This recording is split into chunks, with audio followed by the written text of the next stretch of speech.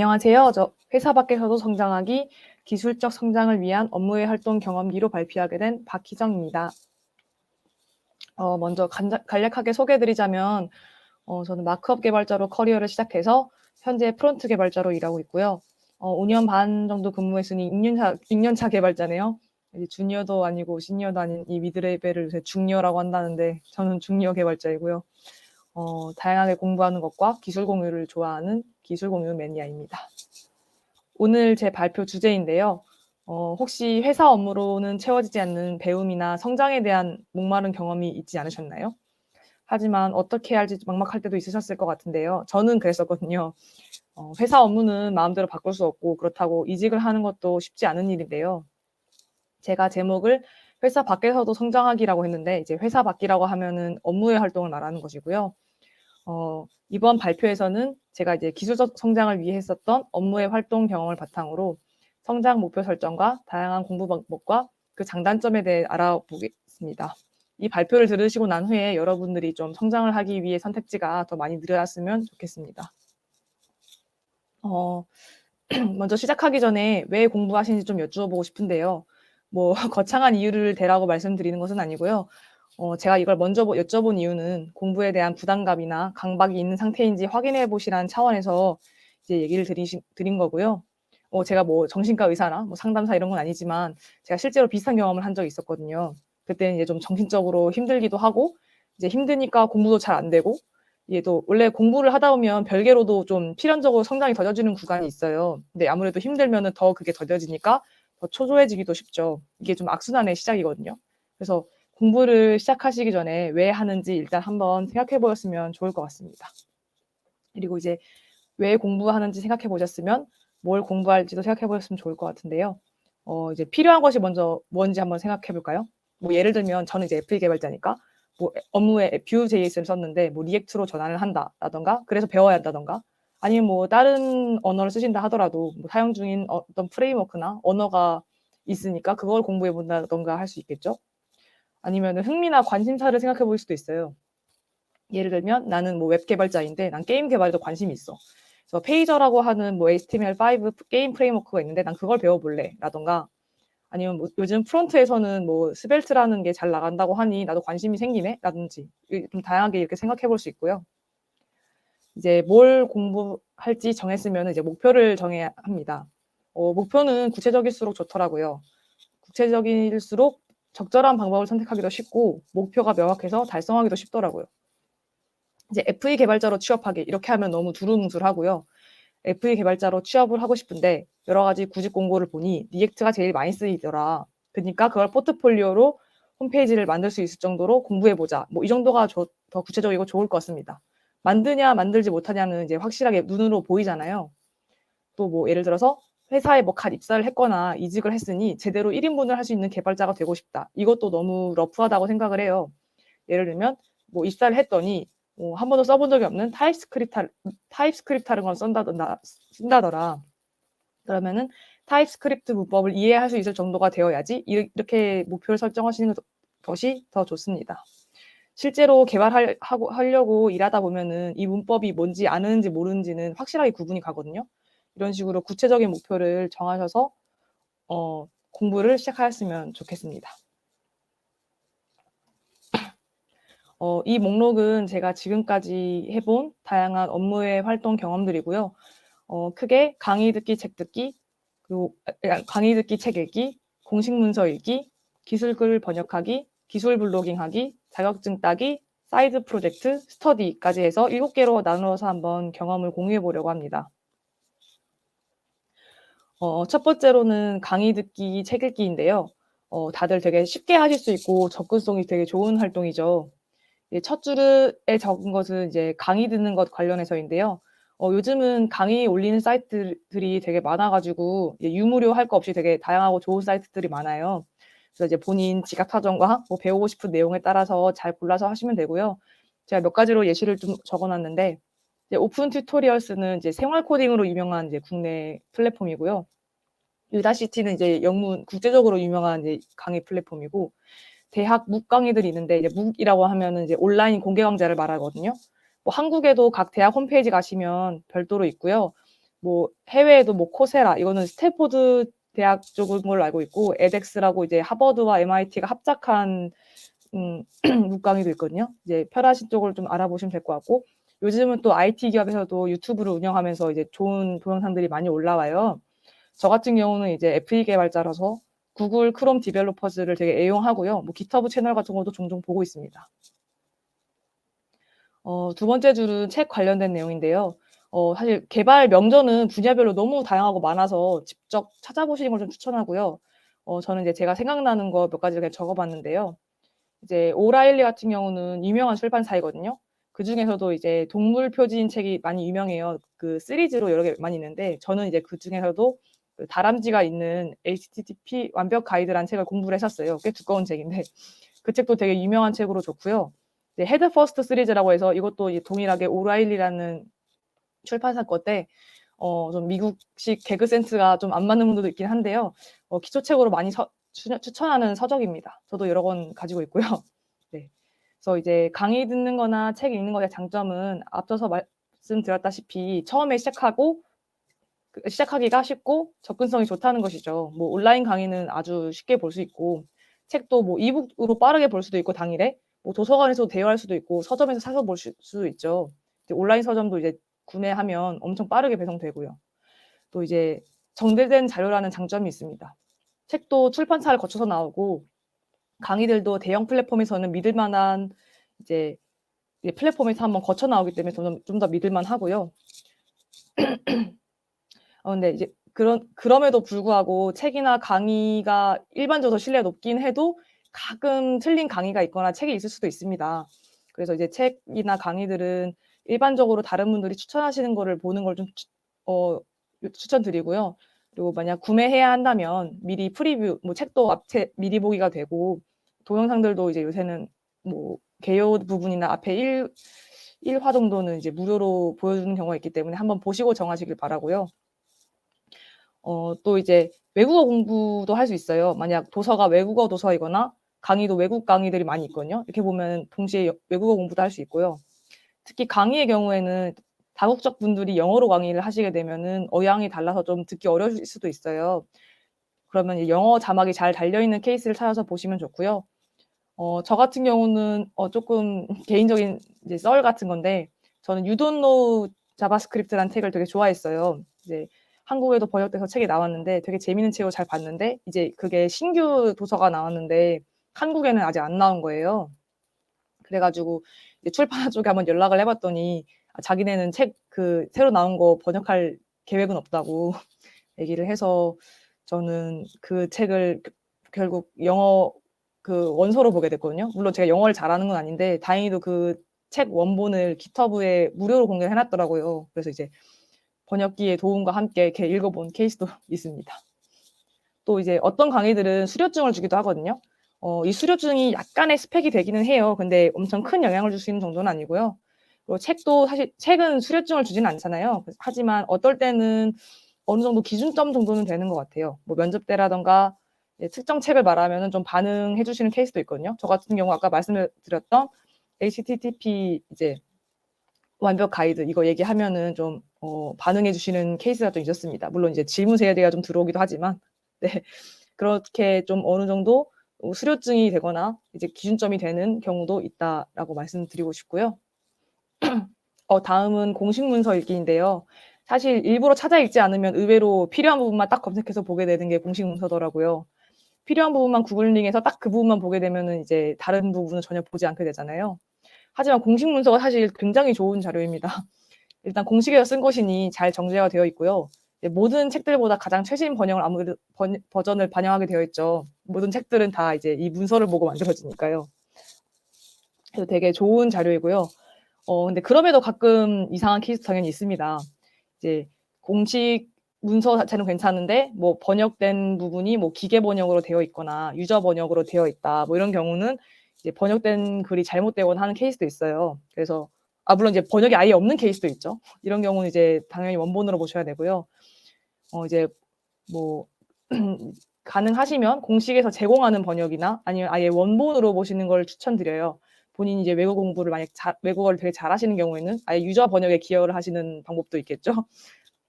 제가 지금 이 공식 문서의 예시로 이제 리액트랑 웹팩이랑 깃북을 적어 놨는데 일단 리액트는 제가 많이 써서도 있지만 공식 문서가 굉장히 한국어로 잘 번역이 되어 있고 평소에도 문서가 읽기 되게 재미있게 되어 있어요. 그리고 놓칠 수 있는 꿀팁들도 막 올려 놨거든요. 그래서 되게 보기가 좋고요. 웹팩 같은 경우는 제가 스터디로 따로 읽어 봤어요. 근데 확실히 공식 문서를 따로 읽어 보니까 이해의 깊이가 달라지는 게 느껴지더라고요. 그리고 깃북은 이제 도큐멘테이션 플랫폼인데 이제 문서 자체가 깃북으로 되어 있어서 진짜 책처럼 잘 정리가 되어 있어요. 꼭 한번 관련이 있으시면 한번 보시는 걸 추천드립니다. 그다음으로는 기술글 번역이고요. 저는 개인적으로 이제 공식 기술 블로그의 글을 번역하는 걸 추천드립니다. 저 같은 경우는 이제 웹킷 블로그나 구글 크롬 블로그 글을 번역해 본 적이 있어요. 그리고 미디엄 같은 곳도 있는데요. 미디엄은 이제 브런치나 네이버 포스트 같은 온라인 출판 플랫폼이고요. 이제 원하시는 토픽으로 검색해서 상위권, 이제 좋아요 상위권들을 보기도 하고요. 아니면 혹시 기술 관련 뉴스레터를 구독하시면 기술 글들이 정기적으로 오거든요. 그중에서 마음에 드시는 걸 고르셔도 좋고요. 아니면 원하시는 주제가 있으면 그걸 구글링해서 나오는 글을 보셔도 좋습니다. 어떤 글이든 이제 본인이 스스로 마음에 드시는 글을 골라서 번역을 하시면 될 것 같고요.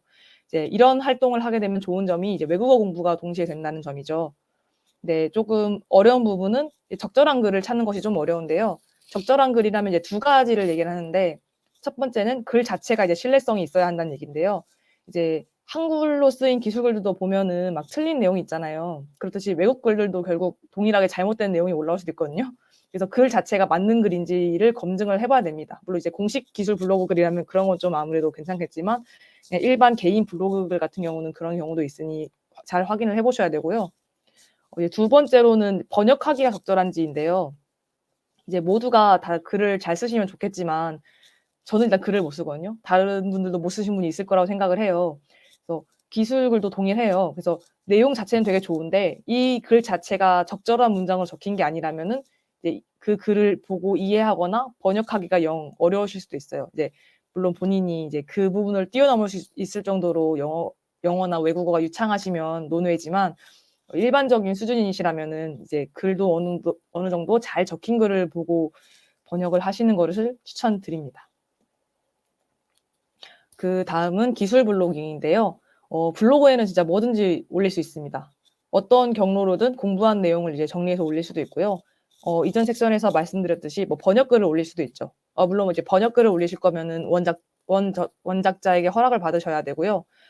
그 외에도 뭐 이슈나 버그를 해결한 글이라던가 뭐 요즘 기술 트렌드, 오늘과 같은 이벤트 참가 후기 등을 올릴 수 있죠. 저는 제 블로그에 주로 공부한 내용 정리나 뭐 번역, 이슈 버그 해결 등을 좀 올리는데요. 아무래도 이제 이슈 해결글보다는 이제 공부한 내용이나 번역글들이 좀 인기가 많아요. 아무래도 글 내용이 이렇다 보니 블로그 평일 방문자 수는 되게 많은데 주말 되면 뚝 떨어지는 되게 재미있는 현상도 있고요. 이제 가끔 방문 통계를 보는데 이제 블로그 유입 경로 같은 게 보여요. 그럼 이제 어느 회사 사내 위키나 메일 같은 경로가 있으면 이게 업무할 때 도움이 되나 보구나 싶어서 좀 뿌듯할 때도 있고 다른 블로그에 참조해 주셔서 되게 감사하죠. 이처럼 기술 블로깅을 하게 되면 기술 공유가 가능하고요. 포트폴리오로도 사용할 수 있습니다. 저는 개인적으로 이게 일반적인 포트폴리오를 넘어서 나를 보여줄 수 있는 수단이 된다고 생각하거든요. 이게 단순히 뭐 기술적인 내용 외에도 제가 어떤 것이 관심이 있는지 좀 드러나게 되잖아요. 뭐 이벤트 참가 후기면은 이 사람이 뭐 이벤트 참가하는 거에도 되게 관심이 많구나 이런 부분이라던가. 그리고 이제 블로그에 광고를 달아보던가 해서 약간의 부수입도 좀 노려볼 수 있겠죠. 네, 그렇고요. 다음은 자격증인데요. 일단 제가 2개 적어 놨어요. 국가기술 자격증이라고 해서 이거는 기능사, 기사, 기술사 같은 걸 말하고요. 국제 자격증은 너무 다양하게 있는데요. 뭐 쿠버네티스 쪽도 있고 뭐 오라클, DB 쪽이죠. 그러니까 소프트웨어 테스팅이라든가 되게 다양한 자격증이 있는데 세상에는 저도 다 아는 것은 아니고요. 이제 본인 흥미나 원하시는 커리어 패스, 뭐 유효성 등등을 따져서 적합한 자격증을 찾아보시고 따시는 걸 권장하고요. 저 같은 경우는 이제 정보 처리 기사를 땄고요. 근처에는 뭐 빅데이터 분석 기사 따신다는 분도 있었어요. 자격증의 장점은 이제 목표가 되게 구체적이죠. 달성도 확실히 눈에 보이고요. 자격증을 딴다 안 딴다밖에 없잖아요. 그래서 아무래도 목표도 구체적이고 하다 보니 공부 계획을 세우기도 되게 쉬운 편입니다. 그리고 이제 자격증 종류에 따라 다르긴 하겠지만 이력서에 한 줄 적을 수 있는 되게 좋은 커리어 스펙이 되죠. 물론 이제 자격증이 얼마나 인지도가 있고 유효한지 뭐 난이도에 따라도 다르지만요. 하지만 그래도 한 줄 적을 수 있는 건 정말 좋은 스펙이라고 생각을 하고요. 근데 조금 단점이라고 하기보다 좀 문제인데 이제 자격증만을 위한 공부가 될 수 있다는 거죠. 이제 흔히 문제은행이라고들 하는데 이제 이전 시험에서 나온 문제들을 반복해서 이제 풀어서 크게 지식은 없지만 남는 게 없지만 이제 문제는 풀 수 있게 되는 경우도 있거든요. 그 기사 시험 같은 거 보시는 분들은 그렇게 되는 경우가 종종 있더라고요. 이런 게 유명하죠. 문제은행이 뭐 나쁘다고 말씀드리려는 건 아니고요. 이왕 공부하는 거 뭔가 남길 수 있으면 좋잖아요. 그래서 잘 판단하셔서 공부하시고 잘 판단하셔서 선택하시면 좋겠고요. 다음은 이제 사이드 프로젝트입니다. 제가 말하는 사이드 프로젝트는 이제 업무 외적으로 하는 개인 프로젝트를 말하고요. 보통 프로그래머 분들이라면 웹이나 앱, 게임 뭐 이런 다양한 서비스를 보통 만들게 되시는 것 같아요. 저 같은 경우는 이제 애플 개발자니까 웹페이지나 웹 미니 게임 같은 거 만들어 봤던 것 같아요.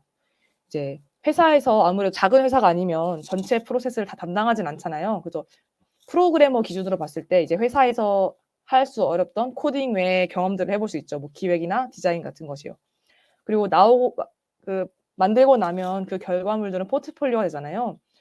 그래서 이것도 뭐 이력서 같은 데 같이 넣어볼 수 있겠죠. 그리고 또한 블로그처럼 유사하게 광고를 붙여가지고 부수입을 노린다던가 아니면 뭐 유료 모델을 좀 넣어본다던가 해서 부수입을 노려볼 수도 있겠죠.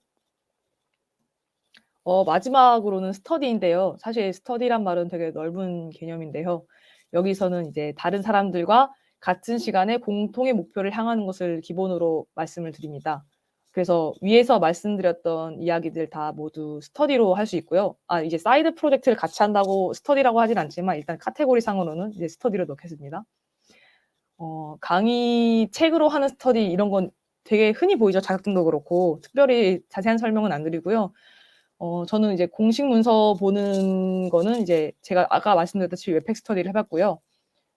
네, 이것도 이제 아까 말씀드렸던 것처럼 맘먹지 않으면 이제 필요한 부분만 보게 되는 거, 따로 맘먹고 스터디로 하게 되니까 이제 필요할 때나 찾아보자 하던 이런 유혹을 좀 풀이칠 수 있게 됐더라고요. 되게 좋았고요. 이제 아티클 번역과 기술 블로깅도 스터디로 했었는데 아무래도 스터디로 하게 되면은 매 스터디 시간마다 해야 되니까 정해진 분량이 있잖아요. 스터디를 안 할 때보다 더 많이 꾸준히 하게 되고 심지어 다른 분들에게 공유되는 글이잖아요. 그러니까 글감도 더 좋은 글감을 찾기 위해서 좀 더 노력하게 되는 것 같아요.